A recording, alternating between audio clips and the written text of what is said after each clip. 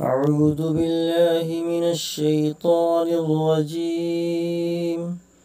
بسم الله الرحمن الرحيم. يا أيها الذين آمنوا إذا نودي للصلاة من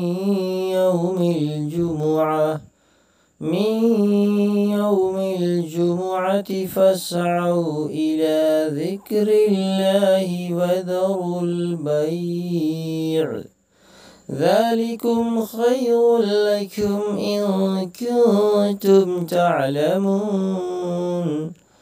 فإذا قضيت الصلاة فانتشروا في الأرض وابتغوا من فضل الله واذكروا الله كثيرا لعلكم تفلحون.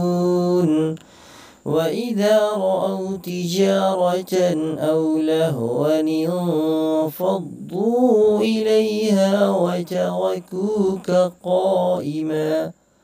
قل ما عند الله خير من اللهو ومن التجارة، والله خير الرازقين.